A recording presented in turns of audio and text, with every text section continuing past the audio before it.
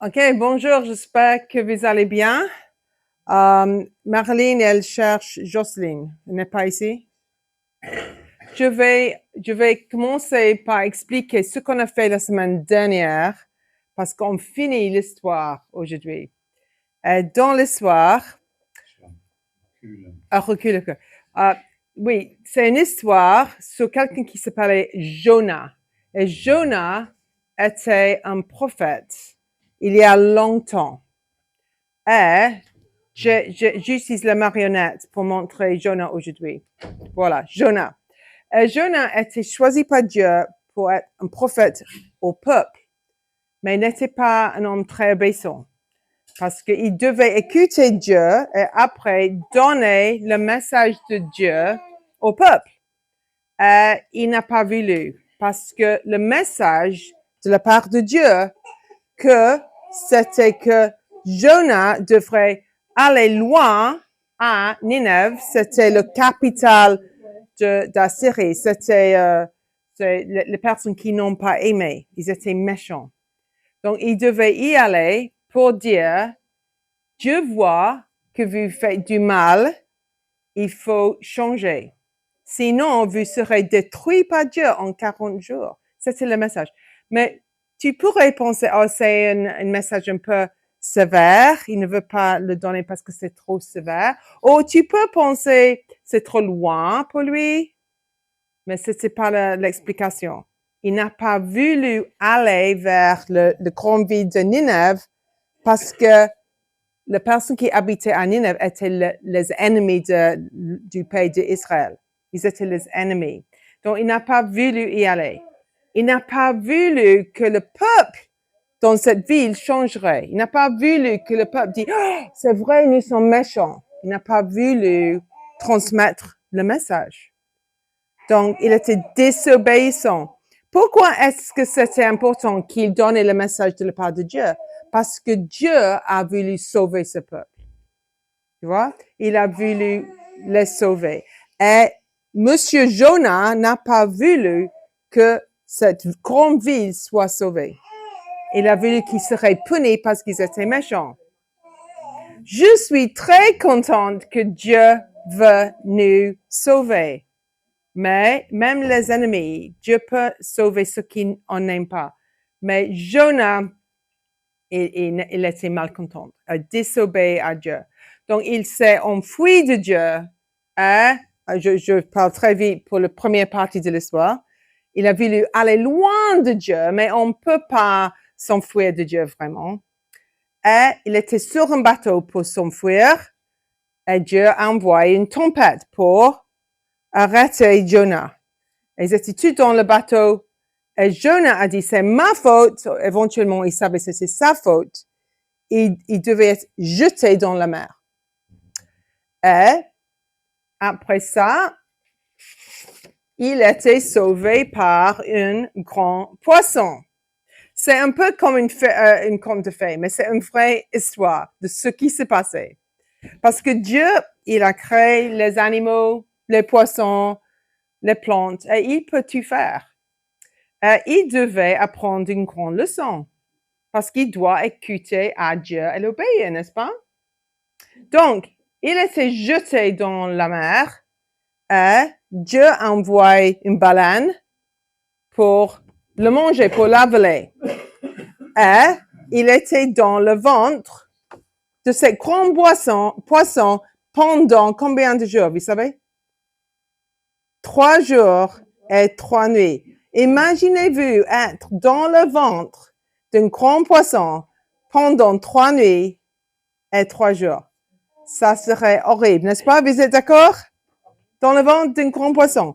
Ce poisson, c'est assez joli. Mais vraiment, c'était dégueulasse. Et il a commencé à prier. Il a prié parce qu'éventuellement, qu'est-ce qu'on fait dans le ventre d'un poisson? Il a prié, aide-moi Dieu, aide-moi Dieu. Et le troisième, après 3 jours et 3 nuits, le grand poisson l'a vomi sur la plage. Et maintenant, Dieu a dit, il a redit la même instruction, allez à Ninève pour donnez le message. Il faut changer, sinon vous serez détruits dans 40 jours.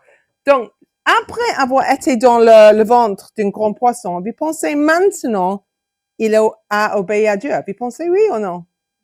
Oui! Bravo, Jonah! Et là, donc, il retourne dans la mer. Et Jonah arrive après un grand trajet. C'est très loin. Et il est dans cette grande ville. Ça prend 3 jours pour traverser la grande ville. Et oui, après, oui. Et donc, il a dit, hey, Dieu voit que vous êtes méchants, repentissez-vous, vous serez détruits en 40 jours. Vous pensez que les personnes l'ont écouté ou pas? Parce que si quelqu'un te dit, tu fais du mal, tu dis, moi, non, je fais bien. Il a dit, vous faites du mal, et ils étaient d'accord. Ils ont dit, oui, je suis d'accord, je fais du mal. Chaque personne dans cette ville a dit, c'est vrai, j'ai fait du mal. Ça, c'est extraordinaire. Et chaque personne est allée aux genoux, dit, pardon Dieu, j'ai fait du mal. Elle est petite, on dit, pardon Dieu, j'ai fait du mal. Elle est grande, elle est vieux, elle est vieille. Elle est jeune, elle est jolie, elle est laide. Tout le monde a dit, désolé, j'ai fait du mal. Ils ont voulu changer. Et même le roi, il a dit, j'ai fait du mal. Il était honnête, sincère. Ils se sont repentis. Ça, c'est une bonne décision. Donc, qu'est-ce que Dieu a dit? Tu penses qu'il va punir ce peuple? Parce que le peuple a dit, pardonne-moi. Non. Dieu a changé son avis. Il dit, je vais les sauver. Parce qu'ils ont changé. Tu vois? Ils devaient faire confiance à Dieu, être préparés qu'ils changent leur vie. Parce qu'ils étaient brutaux, violents, méchants, horribles, cruels. Et maintenant, ils sont, je suis désolée. Ils étaient transformés. Et donc, Dieu les a vus. Est-ce que Dieu nous voit? Oui. Dieu les a vus. Et il a dit, ils ont changé. Le cœur sont tendres vers Dieu. Et Dieu a décidé de ne pas les punir, les sauver. C'est un très bon message. Mais notre ami Jonah, il était content avec les décisions de Dieu. On va voir. Il n'était pas content. Parce que tu imagines dans la guerre, la Deuxième Guerre mondiale, les nazis étaient l'ennemi de la France. Les Français, on comprend pourquoi, n'ont pas aimé les Allemands, n'est-ce pas? Ils n'ont pas aimé les nazis. Donc, si tu dis, on va sauver les nazis qui ont fait du mal, ils ont causé du mal aux enfants, et juifs, et tout le monde. Et les Français vont dire, peut-être, je comprends pourquoi. Non, il faut le punir. C'était comme ça pour Jonah. Il a voulu que Dieu punisse l'ennemi. Tu comprends pourquoi, non? Parce que l'ennemi était méchant. Mais maintenant, ils sont plus méchants. Ils ont changé. Ils disent, pardon, je veux changer. Ils veulent vivre différemment. Et si nous disons pardon à Dieu, il nous pardonne. Nous sommes sauvés par Jésus. Donc, on va lire la dernière partie de l'histoire. Je vais demander à Marlene si tu peux passer la lumière pour voir. On peut voir j'ai choisi le petit morceau de la Bible avec les images créées par Martin. La réaction de Jonah quand Dieu décide de sauver les habitants de Ninive. Il n'est pas content. Cela de plus fort à Jonah et il fut irrité. Il implorait l'Éternel. Elle dit, Dieu, n'est-ce pas ce que je disais quand j'étais encore dans mon pays? J'ai pas voulu sauver ce peuple. C'est ce que je voulais prévenir en fuyant à Tarsis. Je t'ai pas obéi parce que j'ai pas voulu que tu sauves le peuple de Ninive. Ils sont les ennemis. Je suis contre. Je savais que tu es un Dieu compatissant et miséricordieux. lent à la colère et riche en bonté et qui regrette le mal que tu envoies. Ok, la lumière. Oui. Donc, il dit ici, Dieu, il dit, je sais. Jonah a dit, je sais que Dieu est bon. Dieu est compatissant, miséricordieux, lent à la colère et riche en bonté. Il est un bon Dieu. Quelquefois, la personne dit, oui, le bon Dieu, il est bon. Dieu est puissant et bon et compatissant. Ça veut dire, si on dit, désolé, j'ai fait du mal, pardonne-moi, il va te pardonner. Si tu veux être ami avec Jésus, avec Dieu, tu veux être l'enfant de Dieu, il va t'adopter. Mais si tu dis, je crois pas, il n'existe pas, non, ça c'est notre histoire. Mais il est miséricordieux et il regrette le mal qu'il va faire parce qu'il dit, ils ont changé, je change. Dieu nous écoute dans la prière. Est-ce que Dieu a vu le peuple changer? Oui. Est-ce qu'il était content? Non. Il était pas du tout content. Malheureusement, on peut être comme lui. On peut être contre, tellement plein de la haine qu'on n'écoute pas du tout Dieu. On peut être comme ça, n'est-ce pas? Plein de la haine. Donc, mais Dieu l'a sauvé dans la baleine. Dieu l'a sauvé lui-même, mais maintenant, il veut pas que le peuple soit sauvé. Donc, on va voir qu'est-ce qui se passe à Jonah. La lumière. Jonah veut mourir. Il veut mourir. Pourquoi? Il aurait pu mourir dans la mer ou dans le ventre, mais non, il veut mourir maintenant. Il est dans une dépression. Il dit, maintenant Dieu, prends-moi donc la vie, car la mort m'est préférable à la vie. Dieu répondit, fais-tu bien de t'irriter? Pourquoi est-ce que Jonah est irrité? La lumière. Pourquoi Jonah est irrité? Parce que son ennemi va être sauvé. Tu vois? C'est pas gentil. Mais je pense, après la guerre, en France, tu peux comprendre cette attitude. N'est-ce pas? Il y avait même des femmes, des jeunes filles qui étaient avec les soldats nazis. Ils étaient vraiment maltraités parce que la personne dit, qu'est-ce que vous avez fait avec un nazi? Donc, on comprend la haine parce que l'ennemi peut causer du mal. L'ennemi peut causer de la souffrance. On peut avoir qui même viole un enfant. Ça, c'est horrible. On comprend si on veut qu'il soit puni. Et Dieu est juste. Et Dieu va punir ceux qui font du mal s'ils ne se repentissent pas. S'ils ne veulent pas changer, Dieu veut les punir. Il est juste. Justice, la justice, c'est important. Mais ici, ils ont dit pardon. Ils ont changé. Mais il n'a pas changé. Il reste, il veut punir. Donc, mais Dieu n'est pas d'accord avec Jonah. Jonah va l'enseigner une leçon, on va voir. Jonah attend le jugement de Dieu sur Ninive. Tu vois, Jonah sur la colline, à l'est de la ville, c'est une grande ville. Et même que Dieu lui a dit, je ne vais pas punir ce peuple parce qu'ils ont changé. Ils sont maintenant un bon peuple.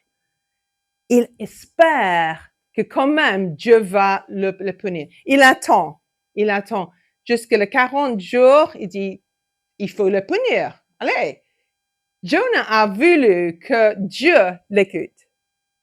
Je peux être comme ça, toi? Est-ce que tu veux que Dieu fait ta volonté? Moi, quelquefois, oui. Souvent, oui. Mais ma volonté, c'est pas toujours la volonté de Dieu. Et la volonté de Dieu, c'était pas la volonté de Jonah, parce que Dieu a voulu sauver les vies du peuple, parce que il allait les détruire, mais pas maintenant. Ils ont changé, ils se sont repentis. Mais Jonah, il dit, tu dois les tuer, Dieu, tue-les, Dieu. Ils sont méchants, ils sont l'ennemi. Et Dieu l'ignore. Jonah sortit de la ville et s'assit à l'orient de la ville. Là, il se fit une cabane et s'y tint à l'ombre jusqu'à ce qu'il vit ce qui arriverait dans la ville. Donc, il est dans l'ombre parce que on peut, il y avait un grand, il faisait très chaud. C'était dans un peu le Irak, Moyen-Orient. Il fait très chaud ici aussi, je peux imaginer. Mais le soleil là-bas, très fort. Donc, il regarde, il aurait pu retourner chez lui, mais non, il a voulu voir la destruction de cette ville. Elle était dans le soleil. Il a trouvé l'ombre. Mais il était il faisait un peu chaud. Et Dieu protège Jonas. L'Éternel Dieu fit croître un ricin, c'est une plante qui s'éleva au-dessus de Jonas pour donner de l'ombre sur sa tête et pour lui ôter son irritation. Jonas éprouva une grande joie à cause de ce ricin. Tu vois, il y a une ombre que Dieu lui a donnée parce que Dieu veut nous aider. Même qu'il était irrité, Dieu lui donne une petite ombre pour lui. Est-ce que Dieu nous aide pendant nos vies quotidiennes, peut-être sans remarquer? Est-ce que vous savez combien de fois Dieu a fait des bonnes choses pour toi? Tu ne penses pas. Tu penses que c'est toi. Tu penses pas parce que tu es fort ou bonne. Non, c'est souvent Dieu. Et Dieu l'a envoyé une ombre avec cette plante. Tu vois? Dieu pense à chaque détail. Pour toi aussi et pour moi. Mais donc, il était content, il est très joyeux. Parce qu'il dit, Dieu, c'est bien. Il n'a pas dit merci à Dieu, il n'a pas pensé à Dieu. Mais il pensait, c'est bien cette plante qui est arrivée très, très vite. Il était joyeux avec la plante. Est-ce qu'il était joyeux que Dieu allait sauver le peuple? Non. Mais il était joyeux pour la plante. Est-ce que je peux être comme ça? Je peux être joyeuse pour les petites choses. Oh, c'était un bon gâteau. Oh, le chocolat. Ça me fait du bien. Mais quand il y a quelque chose de très important, souvent je ne l'observe pas. S'il fait trop chaud, je dis, oh, il fait trop chaud. S'il fait trop froid, oh, il fait trop froid. Oh, pauvre petite moi. Puis c'est comme ça? Oh! Et Dieu dit, Sean, arrête de se plaindre. Tu vois la vraie pauvreté là-bas? Tu vois la vraie souffrance ici? Et tu penses à toi-même? Du soleil? Le froid? Oh, et je suis un peu comme Jonas. Peut-être vous aussi, non? Donc, il avait une mauvaise attitude. Donc, pourquoi Dieu envoie-t-il un vent et un vent chaud? Donc, ça, c'est pas la fin. On avait le soleil. Il était protégé par quoi? Je vous montre. Où est Jonas? Oh, voilà. Donc, le soleil, la plante.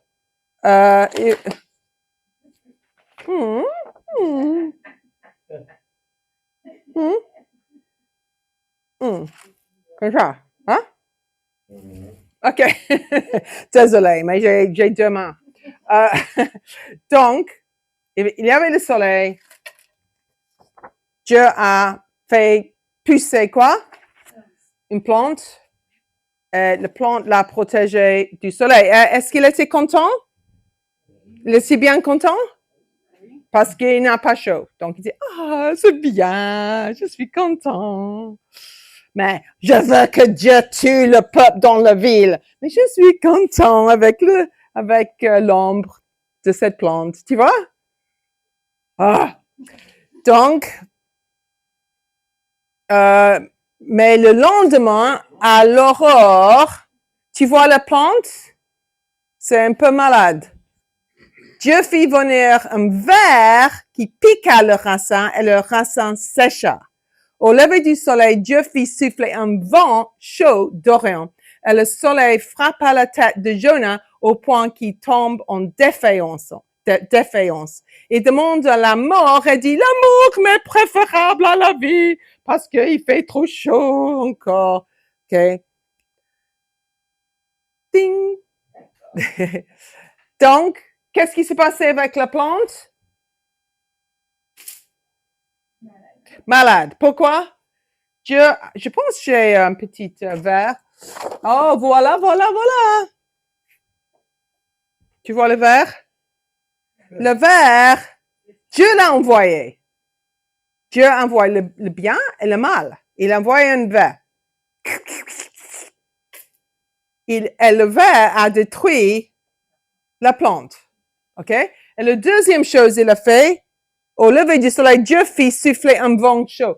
J'habitais à San Diego, en Californie, avec Martin, mon mari. Il faisait très chaud. Mais le plus que tu s'éloignes de la côte, il devient de plus en plus chaud. S'il y avait un vent du désert, il faisait horrible, très chaud, très sec. On pouvait avoir les feux, assez dangereux. Donc, Dieu a fait un vent. Donc, pourquoi? Parce que il a voulu expliquer à Jonas être content seulement parce qu'il y avait de l'ombre. Et il n'a pas pensé au peuple. C'était pas suffisant. C'était pas bien. Il devait avoir un cœur pour le perdre. Il devait, même s'ils étaient l'ennemi, ils sont maintenant différents, il doit prioriser, il doit penser aux autres. Il a pensé seulement à lui. Il a pensé à son confort. Il n'a pas voulu avoir le soleil. Vraiment? Il était un prophète. Il n'a pas pensé aux autres. Est-ce que nous pouvons être comme ça? On pense, oh, il y a trop de soleil, je n'aime pas la nourriture ici, le lit, c'est pas très confortable. Oh. Et Dieu dit, tu as vu? Il y a une famine dans ce pays où il y a des problèmes. Tu pourrais même aider ta mère qui est vieille, ou tu peux, et tu penses à toi-même tout le temps. Et c'est pourquoi il fait souffrir un peu Jonas. Il doit penser. Donc, Martin. Donc, quelles sont les priorités de Jonas? Lui-même ou les autres? Lui-même. Il pense qu'il est plus important que Dieu. Dieu dit à Jonas, fais-tu bien de t'irriter à cause de la plante? Vraiment, tu es irrité à cause de la plante? Il répondit, je fais bien de m'irriter jusqu'à la mort. Je veux mourir parce que la plante a fait détruire la plante. Oh, le verre a détruit la plante. Je veux mourir parce qu'il fait trop chaud. Pour moi, pauvre moi. Et l'Éternel dit, tu as pitié du raisin qui ne t'a coûté aucune peine et que tu n'as pas fait croître, qui est né dans une nuit et qui a péri dans une nuit.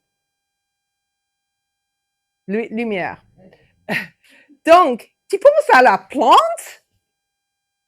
Tu as des soucis pour la plante parce que tu veux protéger du soleil et tu penses pas au peuple qui pourraient mourir, qui sont dans une situation dangereuse et difficile. Tu penses pas aux autres? La réalité, non. Il n'a pas pensé aux autres. Il a pensé à lui-même. Quelles sont les priorités de Dieu? Les priorités de Dieu, c'est pour sauver le peuple. Parce qu'il voit que le peuple soit reconnaissant de Dieu. Ils reconnaissent qu'ils ont fait du mal. Tu vois, même le roi, il porte un sac et il s'assoit dans les cendres. Le roi, l'homme le plus important du monde, parce qu'il a reconnu qu'ils ont fait du mal contre Dieu et contre les autres. Dieu veut qu'on aime les autres, qu'on aime nous-mêmes. Ils ont reconnu qu'ils étaient brutaux, cruels, violents. Et maintenant, regarde, ils disent, oh, pardonne-moi, pardonne-moi. Quelles sont les priorités de Dieu? Et moi, je n'aurai pas pitié de Ninive, la grande ville dans laquelle se trouvent plus de 120 000 hommes qui ne savent pas distinguer le droit de la gauche et des animaux en grand nombre. Il dit, Dieu pense au peuple. Même les animaux. Est-ce que Dieu se concentre sur une plante? Non.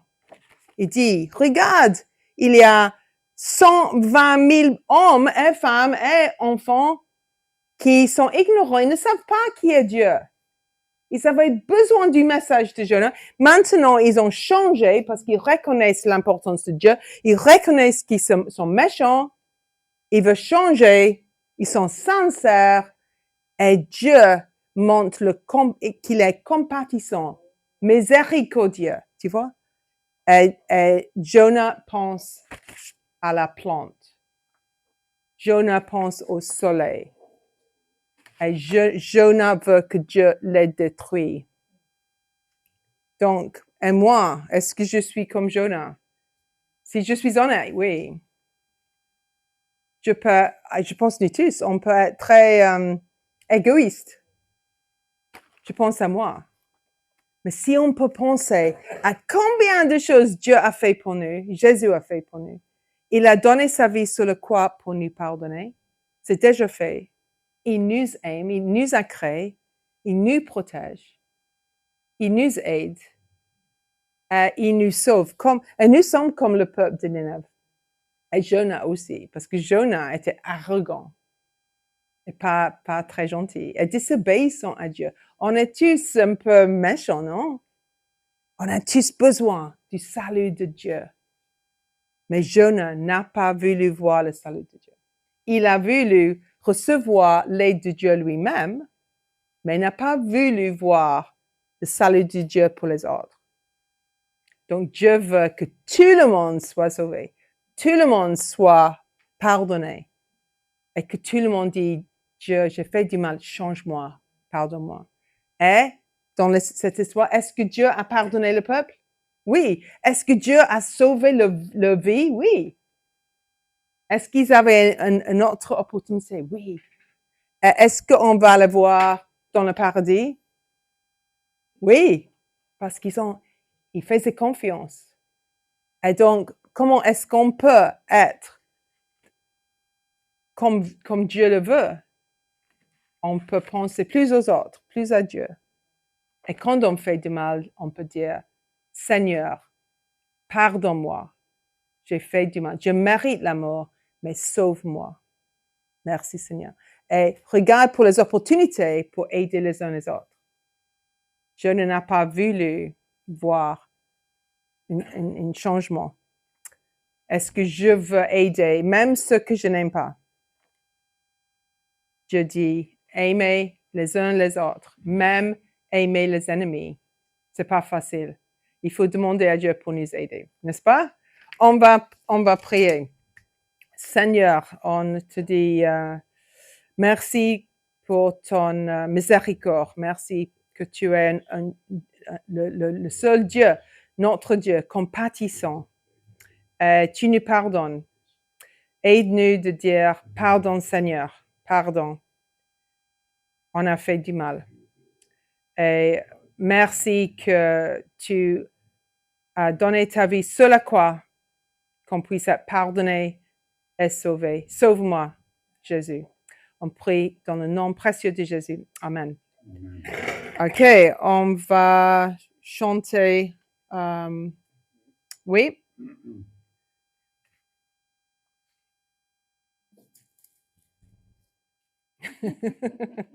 C'est notre histoire, non? Dans le Nouveau Testament. Hosanna.